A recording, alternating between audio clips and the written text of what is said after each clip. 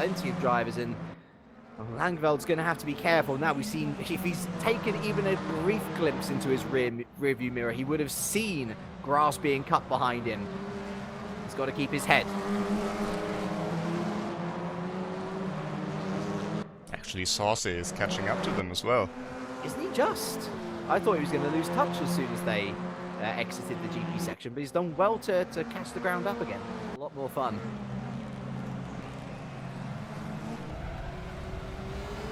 So, you're Cyril Saucy, Rob. You've caught back up to the top 3. Do you just wait and see what happens ahead before making moves on the final lap? Or do you try and push the advantage as early as possible? Try and force the folks in front of you into a mistake? Or extremely good sportsmanship.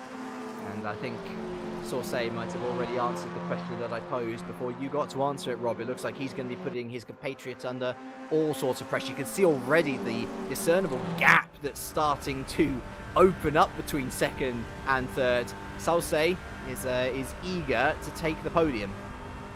Yes, and it's a bit of a surprise that Cavillon doesn't seem to be going the same pace as Langeveld and Ericsson ahead of him after this qualifying lap. Still for the victory, and that's what Jesper Ericsson wants here. Putting the pressure on Langeveld. Cavillon has caught up now.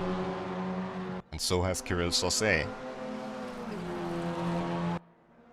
Still, it's Jesper Ericsson who's the one at the front of the queue to try and take the lead. Niels Langeveld has been touch my wooden desk, driving pretty faultlessly, although look at Jesper Ericsson. He has found some pace through that particular corner, and it almost paid, well, not dividends, but... mistake from Langeveld! As soon as I say it, and Cavignon's followed him in sympathy. So for the second week in a row, would you believe it, Jesper Ericsson has gained the lead through Niels Langeveld making a mistake, and through the carousel of all corners, one of the simplest corners to get right, and he got it wrong on exit. And so Cavignon and Langeveld have now dropped off the back here. Saucy gains 2 positions for the price of nothing. Let's check out the slipstream battles here. Ericsson, of course, leading in the Cupra with good straight line speed. But the Audi seems to be pretty competitive as well. That's no advantage for Cavillon here, not at all. We have to go to the leaders because they're side by side. Oh, Saucy's going around the outside. Wow, that's a brave move and a half, but he's made it stick. Cyril Saucy waited, and then he pounced upon the opportunity. And Langeveld and Cavignon go into contact with each other.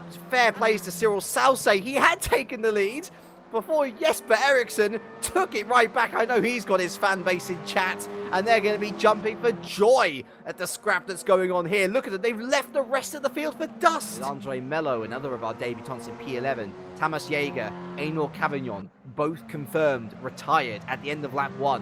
But what a scrap we have now for the lead, Rob. It's your chances have, or in terms of the odds, they've gotten a lot better for both of these two. I just hope, for both of their sakes, that they keep it clean and that we can have a wonderful scrap for the lead until the end of the race.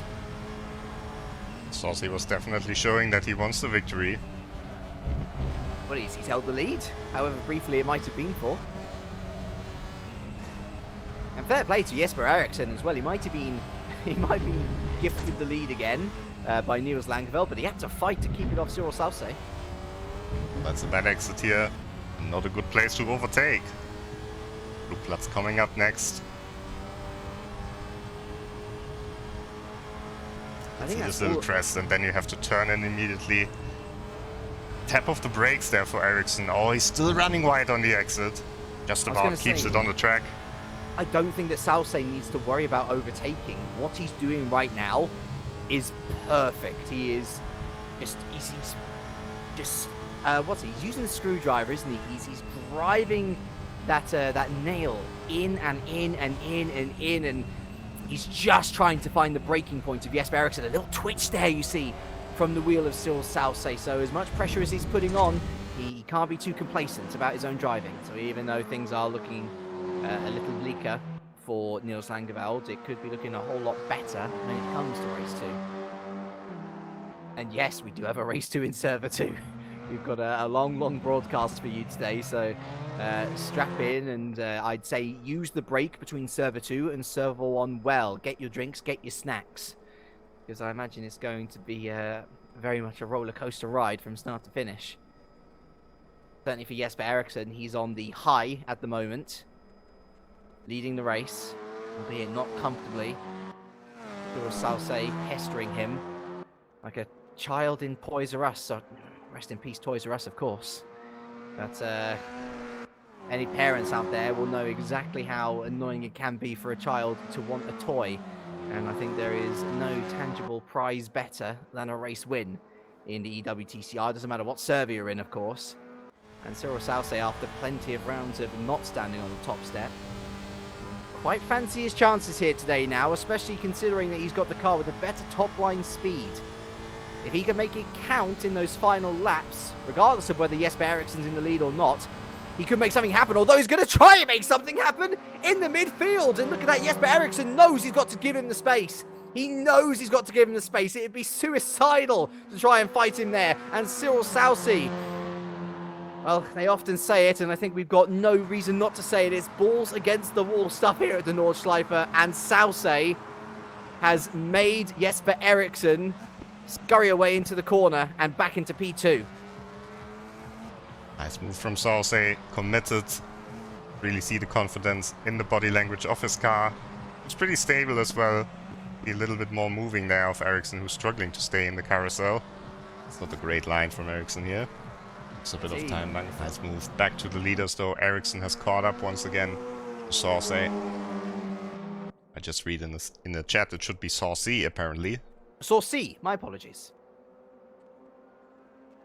Yes, because it's E-Y, isn't it? I did 5 years of French, but there are still some areas which I need to learn a little bit about. So, Cyril Saucy. There we go. I don't know how to speak French, but we know when there's good racing, and this is certainly a point where there's excellent racing. Eriksson slipstreaming against Saucy, of course, now. I mean, getting the inside. The battle's looking very saucy, isn't it? And Jesper Eriksson, we're worried slightly about that top-line speed and potentially still some worry to be placed on that factor. But look at that, an early breaking point for Saucy. I wonder whether he feels he can re-overtake Jesper Eriksson into the first corner, much like he did the last time Jesper Eriksson took the lead. I'm not too sure, because Eriksson just absolutely nailed that final chicane and will lead onto the final lap of this race. Fancy P10 for himself. Still a good 18 kilometers left for those guys for any of the positions to switch around. And, well, what a position to potentially switch around as well. Cyril Saucy, he's touched the lead. He's tasted the lead. But he has been yet to hold on to it for a significant portion of time. Jesper Eriksson. On the outside coming up to Schwedenkreuz. Every question he's been able to answer Jesper Eriksson. Is he going to be able to answer this one? Around the outside goes Cyril Saucy. But not enough traction around the outside for Cyril Saucy. Back in P2 he remains. That was extremely risky in this corner. You can get oversteer so easily. At the Slovakia ring, if you remember, earlier in the season. Back to the front too. And still Saucy looking for a way past this stubborn Swede, who for himself would be looking for his second race win of the season in Server 2. Again, this is what I like about Jesper Eriksson. He might not necessarily be the fastest guy, but once he's given P1, he's got such a strong mentality, hasn't he, Rob? Strong-willed and calm under pressure as well. I don't think, as much as we say, oh, I've not seen Langeveld make a mistake, he makes a mistake. Oh, I've not seen Cavignon make a mistake, he makes a mistake. Jesper Eriksson is so consistent. Again, might not be the fastest, but around here, that consistency is such a valuable asset to have as a driver. Yeah, of course, but we also saw last time in Server 3, it was exactly these two drivers as well in the battle at the front. Eriksson. Oh, there's a mistake! Oh, and would you believe it? Would you believe it? Curse of the commentator. Whatever I touch turns to a mess. But could this be? Rob, he is behind arguably the best point, because when it comes to that back straight, he's going to be in a prime position to slipstream. Yes, indeed, and we've seen how fast the Cupra is on the straight line. These cars on equal ballast weight as well. So the faster car will win if no one makes a mistake here before the start-finish straight. You watched the real WTCR race. Probably seen the battle with Nestor Girolami. And they went into the sides of the car on the Döttinger Höhe. So let's see how much action we can see here in the virtual version, in the eSports WTCR car on the race room once they hit Döttinger Höhe. Still quite a few corners to go until they arrive there. Yes. The helter-skelter section forms the last part before the final sector, of course. And Jesper Eriksson, all he has to do is stay within touching distance of Susi. This is the most demanding part that Jesper Eriksson has possibly had to drive. So much concentration, no mistakes. Again, I apologize, Jesper, that I've cursed people left, right, and center. You'd swear that I'm a magician. The amount of bad hexes that I've put on drivers so far in Server 2. But again, Jesper Eriksson, it is not all over. And he's doing a marvelous job of sticking tight to the rear of that Audi. I'm not sure, maybe that was even on purpose, that he left a little bit of a bigger gap here. See if he can catch up to the Audi of Saucy. Strong exit from Saucy.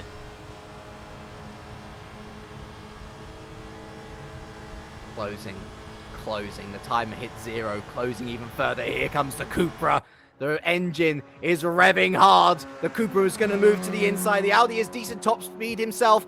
But who is going to exit out? No, oh, it's going to be the Cupra. Eriksson pulls out at the last minute. Round the bend. Is he going to go for a late lunge? Oh, no. Saucy's he's closed off the gap beautifully well. Look at that perfect line from the Audi driver. Perfect line. He's absolutely straddling the curbing, making sure that he's going to keep Jesper Eriksson behind. And it was that mistake that cost Jesper Eriksson the win. He wasn't able to benefit on the back straight, on the Döttinger Höhe. And it is Cyril Saucy who came from off the podium to win here at the Nordschleife in race number 1 in Server 2. Jesper Eriksson has to settle for second.